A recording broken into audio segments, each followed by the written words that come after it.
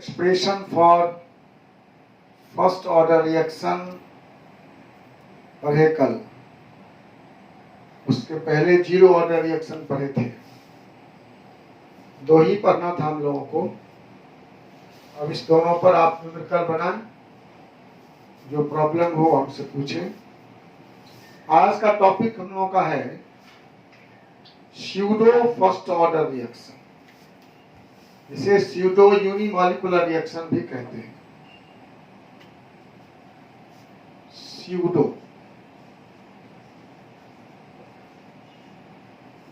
Pseudo unimolecular, actually ये pseudo first order है, इसको स्यूडो यूनिमॉलिक्यूलर भी कहा जाता है।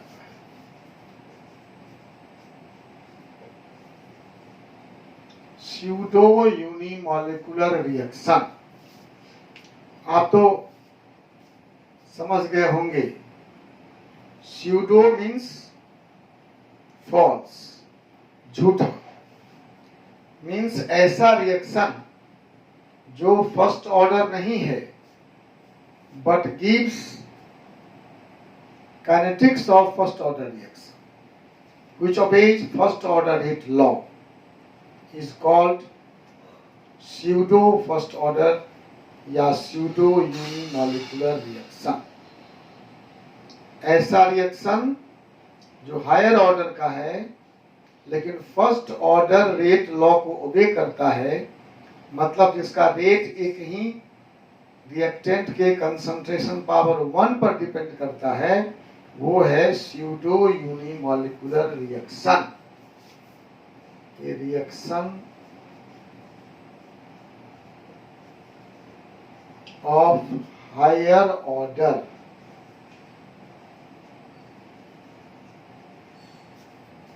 which obey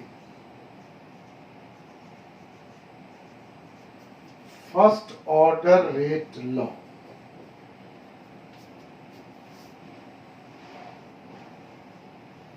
first order rate law is called pseudo unimolecular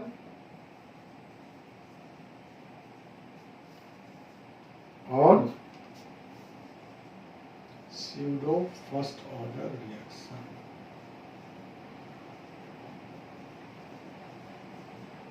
दोनों एक ही है, कंफ्यूज मत करना। Pseudo unimolecular reaction, pseudo first order reaction same है।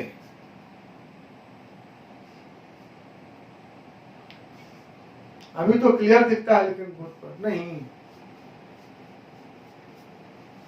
हाँ सर, अभी जो लिखे हैं वो दिख रहा है।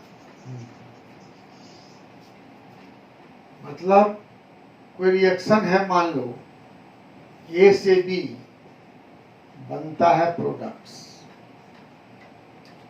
तो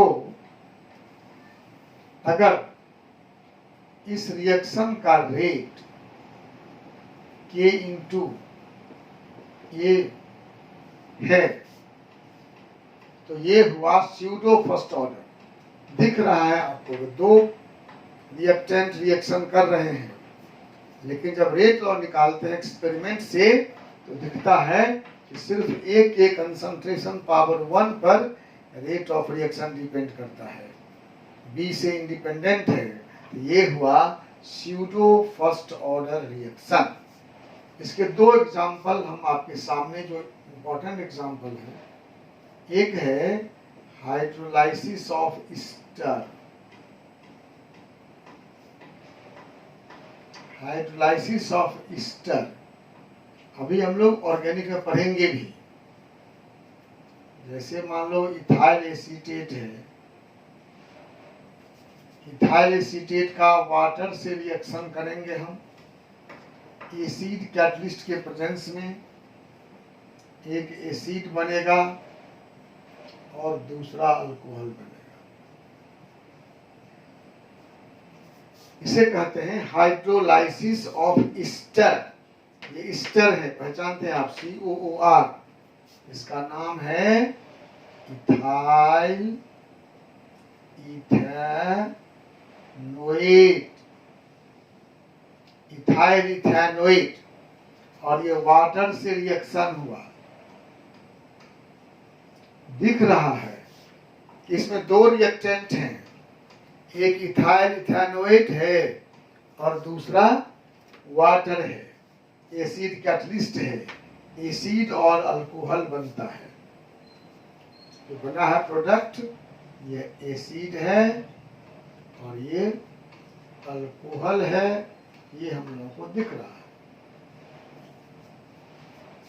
लेकिन जब हम इसका रेट निकालते हैं तो रेट ऑफ रिएक्शन होता है K इंटू ईस्टर कंसंट्रेशन।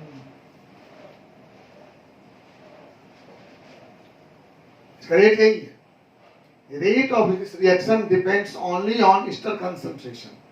अगर ईस्टर कंसंट्रेशन को डबल कर देंगे रेट डबल हो जाएगा, हाफ कर देंगे तो हाफ हो जाएगा। वाटर से कोई असर नहीं, वाटर को डबल करें, ट्रिपल करें, हाफ करें, कोई अंतर नहीं पड़ेगा। So this is, it seems to be bimolecular, लेकिन ये है यूनिमॉलिक्यूलर रिएक्शन। ऐसे रिएक्शन को हम कहते हैं स्यूडो यूनिमॉलिक्यूलर रिएक्शन या स्यूडो फर्स्ट ऑर्डर रिएक्शन। ठीक है। एक दूसरा एग्जांपल इसी टाइप का है, वो भी शायद आप जानते होंगे, इन्वर्सन ऑफ केन शुगर। सुने हैं नाम, inversion of cane sugar. Cane sugar समझते हैं?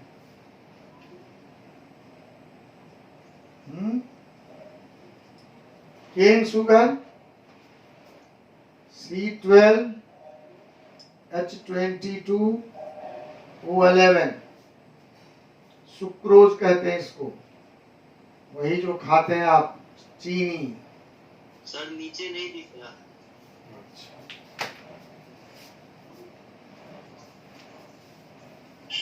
सर नीचे भी नहीं दिख रहा और राइट भी नहीं दिख रहा, यूनिमॉलिक्यूलर कटा हुआ आ रहा, राइट साइड। हाँ ठीक है सर। ठीक है। ये पहला एग्जांपल है हाइड्रोलाइसिस ऑफ ईस्टर और दूसरा एग्जांपल है inversion of cane sugar.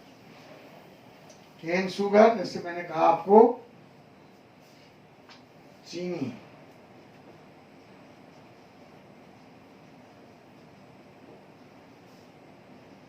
Inversion of cane sugar C12H22O11 sucrose नाम है इसका। यही है शुगर जो खाते हैं आप, चीनी।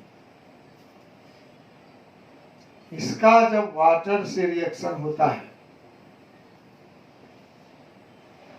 ईस्ट के प्रेजेंस में, जानते हैं आप, तो बनता है C6H12O6 प्लस C6H12O6। इसका नाम है ग्लूकोज, इसका नाम है फ्रुक्टोज। तो सुक्रोज के हाइड्रोलाइसिस से ये ग्लूकोज और फ्रुक्टोज बन गया। इसमें दिख रहा है आपको, यहां भी सुक्रोज और वाटर है, दो रिएक्टेंट रिएक्शन कर रहे हैं। लेकिन इसका भी जब रेट निकालेंगे आप देखेंगे rate is proportional to sugar concentration. Water पर रेट ऑफ रिएक्शन डिपेंड नहीं करता है। ये भी क्या हो गया, seems to be bimolecular but obeys unimolecular rate, so it is also called pseudo unimolecular reaction या pseudo first order reaction। कहीं भी ऐसा मिले आपको कि रिएक्शन दिखता है बायमॉलिक्यूलर लेकिन रेट ओबे करता है यूनिमॉलिक्यूलर, आप बोलेंगे ये pseudo unimolecular reaction है। अब दो प्रश्न है, दोनों का जवाब एक ही है। ऐसा क्यों होता है और हम कैसे पहचानेंगे? तो ऐसा होता है when one of the reactant is present in large excess। दो रिएक्टेंट में अगर एक रिएक्टेंट लार्ज एक्सेस में हो, उसका अमाउंट बहुत ज्यादा हो, तब उस रिएक्शन का रेट उसके कंसंट्रेशन पर डिपेंड नहीं करता है। आप सोच कर देखिए, मान लो तुम्हारे पास 1 मोल है शुगर, सुक्रोज 1 मोल, और ये है 20 मोल। ध्यान दीजिए, 1 मोल सुक्रोज है और 20 मोल वाटर है। आधा मोल सुक्रोज आधा मोल वाटर से रिएक्शन कर लिया और बन गया ग्लूकोज फ्रुक्टोज। तो सुक्रोज कितना हो गया? जितना था उसका आधा हो गया ना, 1 मोल से हाफ मोल हो गया, इसका रेट हाफ हो जाएगा। और वाटर कितना घट गया? 20 मोल था तो 19.5 मोल हुआ, नहीं के बराबर, ऑलमोस्ट सिमिलर है, इसलिए इस पर रेट डिपेंड नहीं करेगा। आप समझ गए?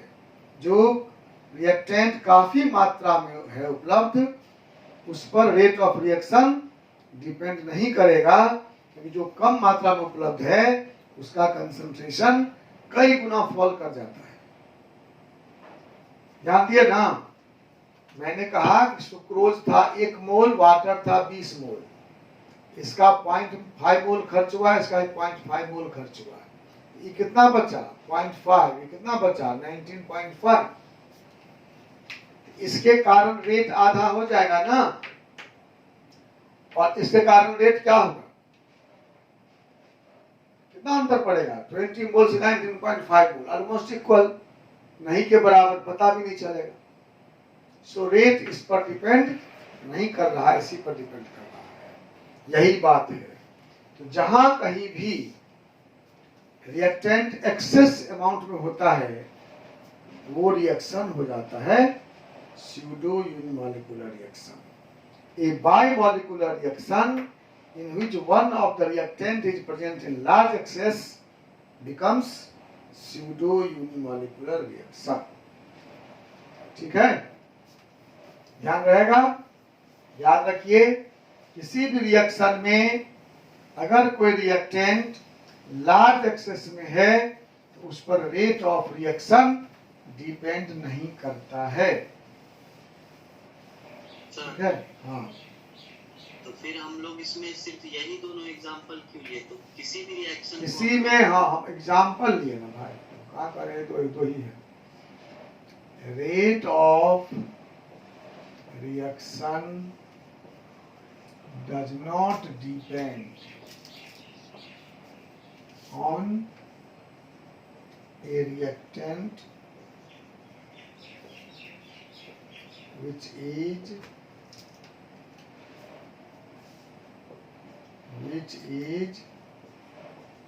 present in what? Large excess।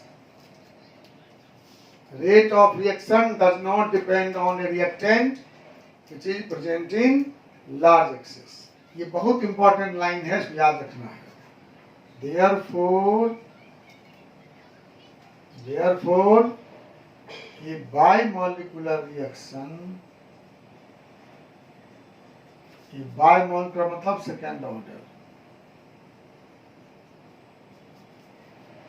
Reaction obeys first order rate law. First order rate law when one of the reactant is present in large excess।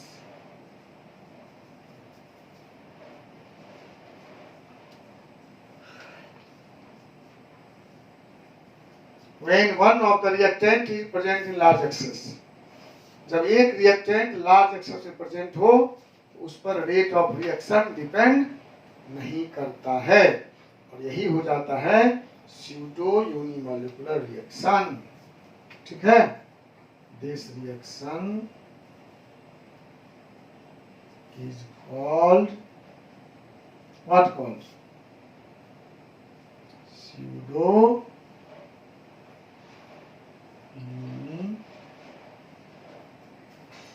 unimolecular reaction। अगर केमिस्ट्री आगे पढ़ेंगे, आप बीएससी करेंगे, तो वहां इसको आपको प्रूव करके दिखाया जाएगा कि how second order reaction obeys first order rate law.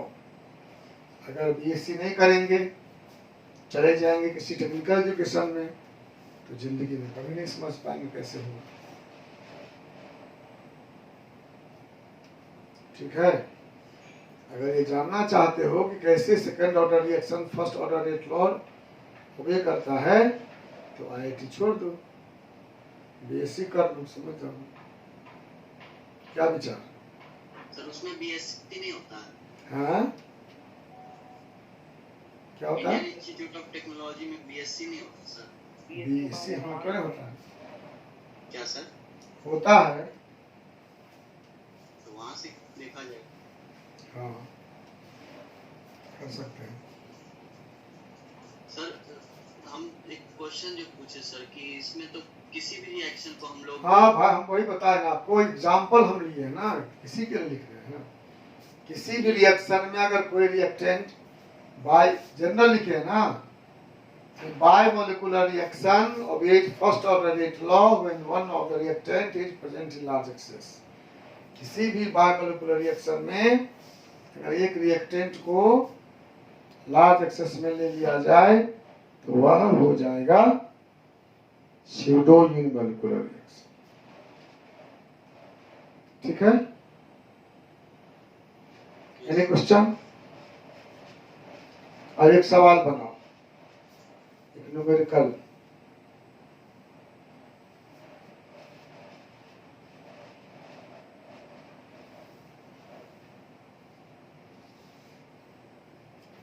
देखो रिएक्शन है 2A plus B gives you A to B।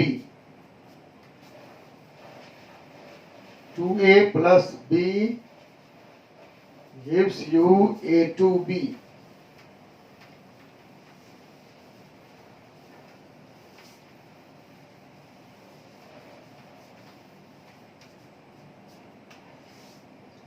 A plus B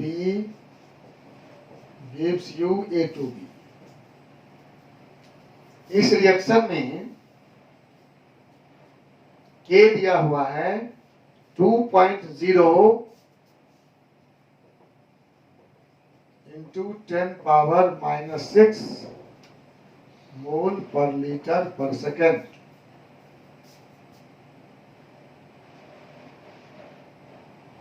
नहीं, mole minus 2 litre square, mole minus 2 litre square पर second. Calculate the initial rate of the reaction when A is 0.1 mole, B is 0.2 mole। A दिया हुआ है 0.1 mole पर litre और B दिया है 0.2 मोल पर लीटर, और इनिशियल रेट निकालना है। निकाल सकते हैं। और फिर है calculate the rate of reaction after A is reduced to 0.06 मोल। एक ये कंडीशन है, और दूसरा है जब A हो गया 0.06 मोल पर लीटर। दो बार रेट निकालना है। Rate equal to what? ध्यान दीजिए, रिएक्शन है 2A plus B gives you A to B and rate constant K is given 2.0 10 power minus 6 mole minus 2 liter square per second। तो कहता है कि रेट ऑफ रिएक्शन निकालो initially when A is 0.1 mole पर litre और B is 0.2 मोल पर litre, और फिर रेट निकालो व्हेन A reduced to 0.06 मोल पर लीटर। कोई दिक्कत? क्या दिक्कत है इसे बताइए।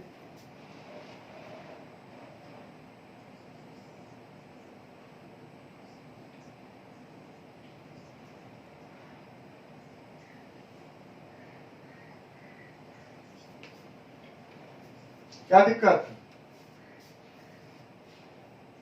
कोई दिक्कत है? बन जाएगा, डाटा कंप्लीट है।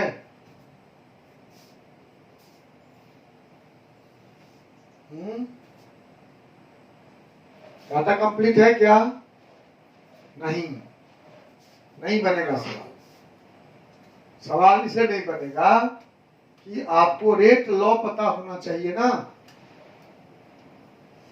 मैंने क्या कहा था, इसको देखकर आप नहीं समझ सकते हैं कि रेट किस किस पर डिपेंड करता है। ये मॉलिक्युलरिटी हुआ, इट इज ओनली मॉलिक्युलरिटी। इसे ये पता नहीं चलता है कि इसका rate of reaction a power 2 b power 1 होगा, जरूरी नहीं है, बल्कि इस रिएक्शन में नहीं है। ठीक है ना? यही टेस्ट करने के लिए हम क्वेश्चन दिए थे। रेट है k into A concentration power 1 b concentration power 2। ये देखो ध्यान से, गौर से, कि रेट ऑफ रिएक्शन को इससे कोई मतलब नहीं है। ये सिर्फ ये कहता है कि 2 मोल A 1 मोल B से रिएक्शन करेगा, लेकिन किस रेट से रिएक्शन होगा ये नहीं कहता है। Rate is experimental property, order experimental property है। एक्सपेरिमेंट से हम देखते हैं कि रेट A का सीधा समानुपाती है और B के स्क्वायर का समानुपाती है। ठीक है? अगर ये नहीं दिया रहेगा इससे सवाल को हम नहीं बना पाएंगे। Keep in mind. अब निकाल सकते हैं आप पहला, आसान है। इनिशियल रेट क्या होगा? आर नॉट बराबर k into A concentration into B concentration square. K कितना है? 2.0 10⁻⁶ मोल -2 लीटर स्क्वायर पर सेकेंड। ए कंसंट्रेशन 0.1 मोल पर लीटर, बी कंसंट्रेशन 0.2 मोल पर लीटर का स्क्वायर। इसको हल करिए। 2.0 इंटू 10 पावर -6, ये कितना हो जाएगा? 10 पावर -1। ये कितना हो जाएगा? 2 2 जा 4, 4 इंटू 10 पावर -2 होगा ना?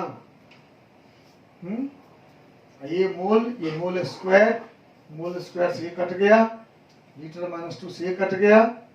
क्या बचा? क्या बचा? मोल पर लीटर पर सेकेंड। इसको हल कर लो। 4 दूना 8 हो गया, 10 पावर -9 मोल पर लीटर पर सेकेंड। ये हुआ initial rate. Initial rate of reaction, जब रिएक्शन स्टार्ट हुआ था तो उसका रेट था। अब कहता है कि जब A हो गया 0.06 तब रेट ऑफ रिएक्शन क्या होगा। सोचिए क्या कैसे करेंगे हम लोग। ये समझ गए ना कि रेट लॉ दिया हुआ है, रेट बराबर K into A power 1 B power 2। K का मान दिया है, A का मान दिया है, B का मान दिया, सीधे गुणा भाग किए और कुछ नहीं किया। अब सेकेंड जो कंडीशन है उसमें कहता है कि देखिए पहले ये 0.1 मोल था, ये 0.2 मोल था, अब ये 0.06 मोल है। ये कितना खर्च हो गया? 0.04 मोल ये खर्च हो गया। तो बी कितना खर्च हो गया होगा? हाँ, यही बात है। आपको इसमें से 0.02 मोल घटाना है। कितना हो जाएगा? 0.18 होगा। 0.02 घटाएंगे कितना हो जाएगा? 0.18 ना। अब फिर इसी तरह के फार्मूला में वैल्यू देकर इसका मान निकाल लीजिए, बन जाएगा। फार्मूला तो वही रहेगा, रेट लॉ वही रहेगा। यही देखना था कि ये 2 मोल खर्च हुआ, ये एक ही मोल खर्च हुआ, ये 0.04 मोल खर्च हुआ, फिर 0.02 मोल खर्च हुआ, तो 0.2 में से 0.02 हटाएंगे, तो दूसरा जो R है वो होगा 2.0 10⁻⁻6 मोल -2 लीटर स्क्वायर पर सेकेंड इंटू 0.06 मोल पर लीटर इंटू 0.18 मोल पर लीटर का स्क्वायर। फिर वही बात है, इस मोल स्क्वायर से ये कट गया, लीटर -1 से ये कट गया, बचा 2.0 10⁻6। ये कितना हो गया? 6×36 इंटू 10⁻⁻4। इसको गुणा करेंगे 0.18 का, सॉरी इसमें 36 कहाँ होगा? 6 होगा, सॉरी 6 इंटू 10⁻⁻2 और ये 18 का स्क्वायर इंटू 10⁻⁻4। इसको हल कर लीजिए, हो जाएगा। इसी तरह का सवाल बनाएंगे हम लोग केमिकल काइनेटिक्स में। और किसी के मन में कोई सवाल है तो बताओ। कोई क्वेश्चन नहीं है? जाइए घर पे बनाइए। अब 2 ही टॉपिक बचा है इसमें। एक बचा है temperature dependence of rate of reaction का डिटेल, और दूसरा बचा है कोलिजन थ्योरी। इसके बाद यह लेसन भी समाप्त हो जाएगा। ठीक है, इसे देख लो, क्वेश्चन सब बना लो, जो प्रॉब्लम है वो हमसे पूछो। ठीक है।